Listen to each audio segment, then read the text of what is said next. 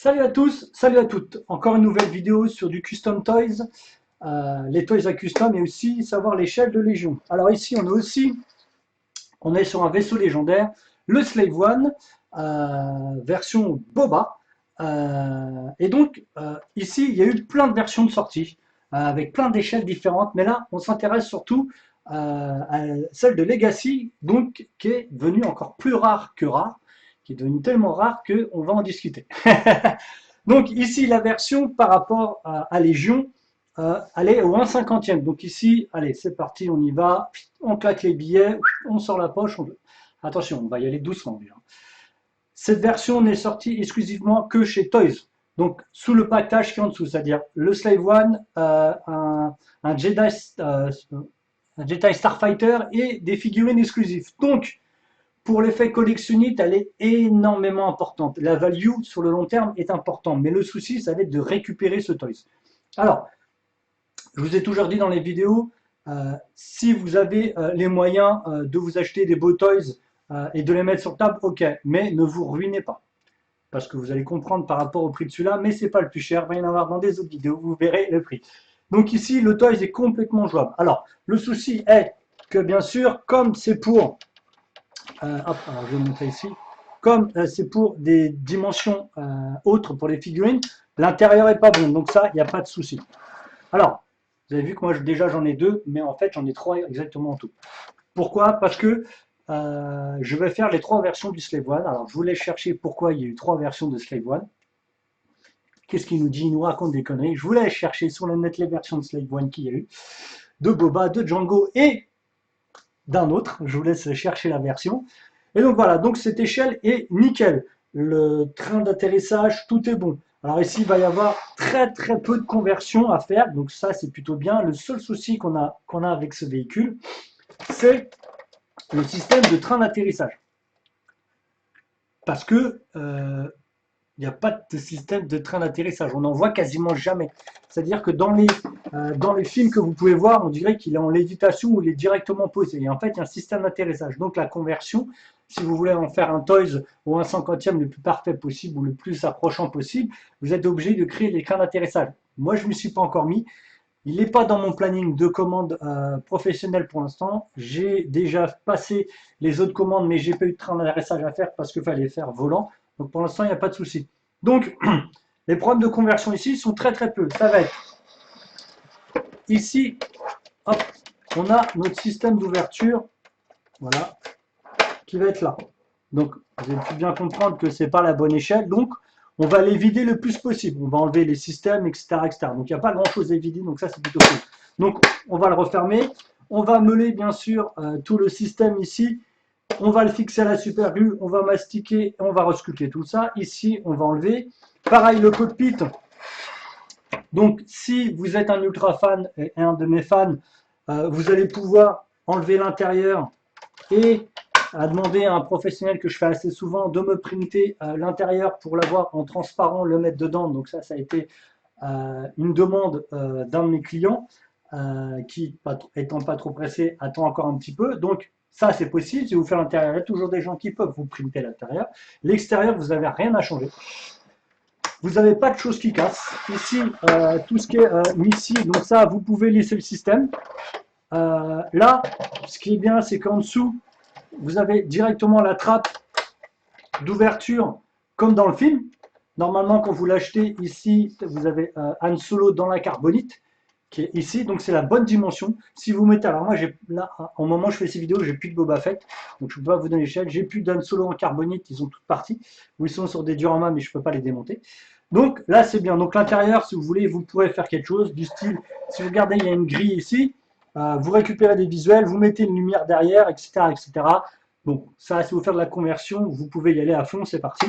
Et donc l'échelle, elle est bonne, tout est bon là-dessus. Donc voilà, c'est une des conversions qui est, donc vous avez vu, détachable, tout est ici détachable, dévissable si vous voulez démonter les éléments. Pareil, je ne les collerai pas, moi, durant les transports, que pour les tables Légion, je les enlèverai. Ça me permettra déjà de ne pas les abîmer et d'éviter d'abîmer la peinture aussi. Ok. Donc après, ici, bon, bah, je vous dis, il n'y a pas vraiment grand chose à travailler. D'où le fait que beaucoup de collectionneurs l'ont récupéré pour les mettre dans leur vitrine, parce que c'est une échelle 1/50, non, c'est même entre 1,48 et 1,50. On est sur du 52 cm, si je me rappelle bien. On est sur du 49,5, ouais, 50 avec les flingues. Donc, comme je vous ai dit, on est sur du 1,49, 1,50. Donc là, ça a été récupéré beaucoup. C'est très compliqué à en récupérer. Donc moi, je vous montre ce que j'ai récupéré et que vous pouvez jouer. Donc celui-là, c'est la bonne taille. Donc si vous pouvez le mettre sur une table, c'est nickel. Alors parlons tout de suite et maintenant du prix.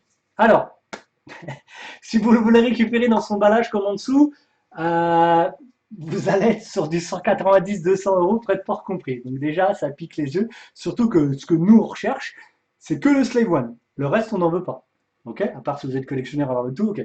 Donc le Slave One. Donc moi, j'en ai récupéré un à droite qui est un peu plus abîmé et rayé. Ici, il est un peu moins abîmé, mais je me rappelle plus, il y avait un truc qui était cassé dessus. Je crois que c'était la trappe que j'ai remis une tige, si je me rappelle bien. Et l'autre version est un peu mieux. Donc moi, ces trois versions-là, je les ai achetées sur un site qui fait un coin. Euh, j'ai pu les récupérer autour de 30-40 euros, voire le tout premier que j'ai récupéré, j'avais récupéré à 6 euros. Et oui, on peut faire des affaires aussi. Mais par contre, sur le net, si vous les voulez, ça va être très compliqué. Vous êtes minimum sur le véhicule, vous êtes sur du 80 euros sans les frais de port. Donc si vous achetez en Angleterre, vous allez taper 25 euros de frais d'import, plus les frais de port. Donc vous allez tout de suite vous taper sur du 100 euros. Donc voilà, c'est presque équivalent au Faucon Millennium que j'ai au-dessus, qui est aussi rare, parce que tout ça, ces deux versions-là sont des versions très rares. Et le Slave One, je pense qu'il est, ouais, il est peut-être un peu moins rare, mais en tant que récupération, c'est compliqué. Moi, les autres, j'en ai déjà en carton. Celui-là, j'en ai même pas en carton complet. Voilà, que ce soit des autres toys que je peux plus montrer, de l'AT-AT, autre chose, le MTT Droid ou tous les autres, j'ai pu les avoir en carton, donc ça, j'ai pu les garder pour moi, pour peut-être faire de la valeur sur le long terme ou pas, mais bon, je préfère avoir des produits clean à collectionner pour plus tard. Et donc voilà. Donc voilà. Pour finir, si vous les trouvez, vous les achetez. Sinon, vous pouvez vous rabattre sur des versions un peu plus petites que vous pouvez customiser. C'est des versions qui sont sorties. Alors, c'est les versions 2011. Donc, au moment où je tourne cette vidéo, elles ont 9 ans. Donc, ils sont encore trouvables, mais toujours à des prix assez exorbitants. Malheureusement, à plus de 100 euros. Bon, parce que 100 euros, c'est vraiment beaucoup quand on veut une figurine, un vaisseau unique qu'on peut customiser. Parce que cette version-là, ce qui est bien, vu qu'elle est complètement évidée à l'intérieur, ici, vous pouvez changer les systèmes et mettre des réacteurs. Vous pouvez faire tellement de choses. Ici, vous pouvez enlever ce système-là et mettre comme était à l'origine. En fait, ici, ils avaient mis des néons, si vous voyez, des tubes néons. Et en fait, c'est ce qui merdait, c'est ce qu'ils avaient mis sur la maquette origine. Et ici, ils avaient mis des lampes, des petites lampes comme ça, un peu rondes, avec deux bouts comme ça qu'on clipse et qu'on fait comme ça, mais c'est tout petit. Et en fait, c'est ce qu'ils utilisaient pour faire les réacteurs. Donc voilà, vu qu'il est très creux à l'intérieur, vous pouvez faire énormément de choses. Si vous voulez les customiser, comme beaucoup de mes fans aiment que je fasse. Mais sinon, pour du Star Wars Légion, vous le posez sur la table. Voilà. Alors, tous les jeux où un 50e, un 48e, vous pouvez le poser sur la table. Voilà, etc. Le repeindre ou pas le repeindre. Si vous voulez garder cette version, elle est super propre, elle est nickel, elle est facile à travailler. Et donc voilà. Donc, si vous en trouvez, la laissez pas passer. C'est tellement compliqué à trouver. Vous pouvez, je pense, mettre jusqu'à 80 euros pour frais de port compris. Attention, 80 euros frais de port compris si il est un peu abîmé et si vous voulez le customiser. Pareil, je redis encore chaque fois dans mes vidéos, ne customisez pas des choses qui sont neuves. Gardez-les, vous allez faire perdre de la valeur de produits et ils vont devenir de plus en plus rares. Surtout sur chaque toy, il y a des numéros de série. Donc il y a toujours. Moi, je les laisse quand je customise, je laisse toujours le numéro de série. Et surtout, ça c'est un souhait en fait de mes clients qui veulent vraiment que ce soit un vrai toys qui a été converti et pas un print qui a été mis, qui a été vendu pour un toys. Voilà, donc ça c'est le rapport avec les clientèles. Voilà, récupérer des toys qui sont abîmés pour la quantière. Donc moi ils sont abîmés, ils n'ont pas de système électronique donc ça va. Mais ils ont été abîmés, il y a des coups de feutre un peu partout, etc., etc. Donc je sais comme je vais les repeindre. C'est bien. Par exemple, c'est une petite astuce que j'avais déjà donnée. Si vous avez des marques de feutre, par exemple, sur vos toys comme cela, vous pouvez prendre une gomme. Est-ce que vous vous rappelez quand vous étiez un peu plus jeune, ou pour les moins jeunes, je vais vous apprendre quelque chose, vous avez des gommes qui étaient bleues et roses, si vous vous en rappelez. Ah bah, la gomme bleue va pouvoir enlever le feutre que vous avez sur vos toys. Après, vous finirez avec de la gomme rose pour enlever les traces de bleu. Et après, ça va être plutôt nettoyé. Vous passez après un chiffon avec de l'eau et vous nettoyez liquide vaisselle ou pas et vos feutres vont partir. Donc vous pouvez récupérer quelques toys comme ça. Donc je vous donne une petite astuce. Donc voilà, donc je vous remercie de la vidéo. Alors comme d'habitude, la cloche, machin, bidule, c'est un peu partout. Likez, commentez, partagez. N'hésitez pas à aller me voir sur les pages du studio 9 Art où je fais les créations du studio, les décors. Studio 9 Art, oui, où je fais quelques créations de décors et de figurines. Sur la Creative 9 Art, donc à droite là-bas, où je fais tous les décors pour eux.